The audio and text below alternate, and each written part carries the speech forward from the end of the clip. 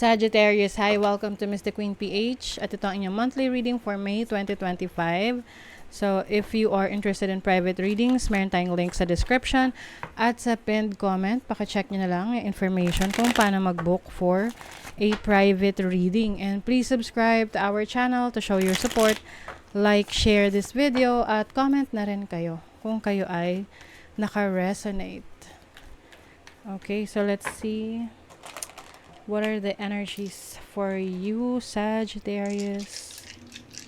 Well, actually, itong May, medyo maganda yung energies ng May astrologically kasi halos lahat ng planets ay direct except for Pluto na magre-retrograde ngayong May 4. So, Pluto is the planet of transformation, change, endings, beginnings.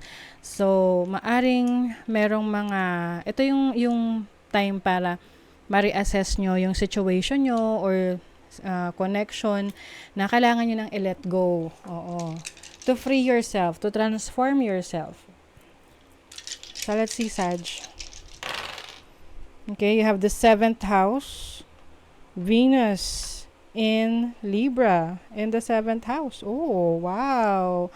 So, pwedeng meron ditong new relationships for you, Sagittarius. Venus is the planet of love, beauty, aesthetics, money, luxury, and it's in your 7th house. So 7th house is about relationships, partnerships, intimate connections. Maaring kung in a relationship na kayo, maaring magkakaroon kayo ng mas higher level of commitment ng person that you are dealing with. Yung iba naman, maaring may plano na kayo to settle down, get married. Yung iba naman, can be a business partnership, no, with someone na malapit sa'yo. Let's say, family member, a very close friend. Yan, pwede kayong merong business opportunities together na papasukin. Okay? So, yung iba naman, maaring magpo-focusan kayo in taking care of yourself. Especially rin yung pag-aalaga mo rin sa person mo. So, you will take care of yourself. Also, aalagaan mo rin yung mga taong mahal mo. Okay? Being able to provide for their needs. So, you also have Elhas. Elhas is about protection. So, you are following your instinct. Mas magiging malakas yung intuition mo. Alam mo kung ano yung makakabuti sa'yo. Alam mo yung hindi. At ipa-follow mo kung saan ka dinadala ng iyong kutob, ng iyong instinct. So, you are going to be more sensitive ngayong May at mararamdaman mo agad, no, if there's something wrong and alam mo na kung paano proteksyonan yung sarili mo. Maaring meron ka mga rituals o kaya any ways, iba't ibang paraan para proteksyonan ang sarili mo spiritually. And then you also have, this is manas, this is self-intelligence, this is self-awareness, being able to enjoy the company of others. So, pwedeng iba sa inyo, may mga a-attendan kayong gatherings or events na kung saan magkakaroon kayo ng mga bagong connections, friendships, na pwede rin tong maging simula ng bagong romantic connection, no? Especially if you're single. Na tipong pumunta ka sa isang fun run event o kaya sa isang exhibit. Tapos may nakilala ka doon na bagong contact, bagong friend. And then eventually, it may blossom into a very serious relationship. Okay? So, or pwede rin namang business relationship. 'Di ba? You also have, this is Gabo. Gabo is about opportunities, blessings, generosity. So, magiging maswerte sa'yo yung May. Lalo na kung if you are going to go out of your way to enjoy life, express yourself, meet new people, 'di ba? And you will be receiving more blessings kasi ikaw mismo nag-expand ka ng horizon mo. Nag-expand ka ng knowledge mo. And even your skill set, your abilities. Okay? So, let's see what else. For Sagittarius, ngayong May 2025. Uy, good cheer. So, ito ay yung mga taong nakasuporta sa'yo, lalo na kung ikaw'y parang nanghihina at nawawala ng lakas ng loob, no? There are people who are celebrating your uh, your knowledge, they are celebrating your skills, yung recognition sa'yo. You also have inspiration. So, meron ka mga inspired actions ngayong May na kung saan meron ka mga taong parang nagbibigay siya ng motivation, nag-i-inspire sa'yo to do things na gawin na yung mga bagay na lagi mo lang iniisip na gagawin mo pero hindi mo na isa sa katuparan. Maaring finally makukonvince ka na ng mga taong nagtitiwala sa kakayanan mo na to do it. Gawin na, yes. Also have glamour, so I feel like you are going to improve your physical appearance para mas makapag-gain ka ng confidence mo.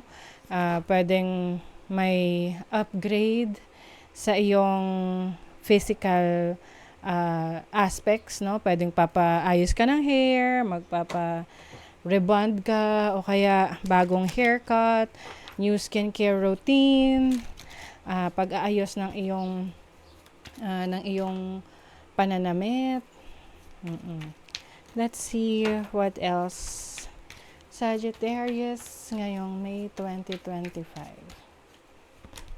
You have the Wheel of Fortune, so anything na stuck at nade-delay ng mga nakaraan ngayong May, magtutuloy-tuloy na yan. Some of you are moving to a new house or moving to a new job or career. You are going to release something, no? Meron kang i-let go na that is no longer serving you. This can be a job or a business or a career path na hindi na nakakatulong for you, and mas ipupurso mo na kung saan ka mas masaya, saan ka mas nag-enjoy, saan ka mas passionate, and this is going to bring you financial stability. Ayan, hindi maiiwasan ang mga taong maaring mainggit sa inyo. Some people may be parang very competitive sa'yo. Pay attention na, kasi minsan merong yung mga taong competitive sa atin, yan pa yung mga malalapit sa atin, like kamag-anak, kaibigan, can be secretly competitive sa'yo, na gusto nila maangatan kanila. Okay? With the Queen of Cups, this is about tapping into your emotions, to your sensitivity. I think meron ka rin creative na talents or skills na mas i-hone mo, mas i-develop mo pa. Oo. Ngayong May, that might bring you financial stability. Ito yung tipong dati mong libangan, tapos minonetize mo, and then eventually, ito na yung source of income mo. Learn how to say no. May mga pagkakataon na kailangan nating tumanggi. Kapag alam natin na hindi tayo masaya doon or hindi na tayo komportable doon, it's okay. It's okay to say no. You also have North Star, so you are facing the future with excitement as you follow your dreams and embracing your passions in life. So, meron kang passion na ipupurso mo ngayong May. And hindi siya ganun kadali para sa'yo. May struggle dyan. Kasi dun mo makikita or dun mo patutunayan kung gaano mo kagusto yung passion mo na yan. Na kahit na may challenges, sige pa rin, no? Ipagpapatuloy mo pa rin. Kasi yun talaga yung gusto mo. Yung iba kasi, parang nagpapadala lang sa uso, sa trend, kaya sumusubok, tapos kapag nahirapan, ayaw na. So, doon magkakaalaman kung gusto mo talaga. Sa relationship, merong secret, patience, trapped. Okay. So, some of you, maaring meron kayong situation sa relationship na parang feeling limited ka sa connection na to. Pwedeng mahigpit yung person mo that you're dealing with. And maaring mauwi to sa mga bagay na merong gagawin na hindi na ipapaalam sa person kasi nga medyo mahigpit siya. Oo, kaya lang pwede tong mulan ng away, misunderstanding. So, mas okay na be more open para pag-usapan na lang kung ano yung problema. You will be shown the way. Oh, wow. I feel like ito yung destiny mo, no? Papakita sa'yo kung saan talaga yung path na para sa'yo. A meeting with a stranger could be important. So like what I mentioned kanina, maaring meron kang mga bagong connections, friends, na makakatulong, no, for your goals in your life. Meron ding dealings with someone na maputi, no? This can be a foreigner, or may blonde, gray, or white hair. Deep friendship with someone of the same sex. So yung iba sa inyo, meron kayong super friend na BFF, maaring mas made-develop yung relationship mo ng person na ito. And then, the danger, especially in money matters. So, be careful rin sa pag-handle ng finances, no?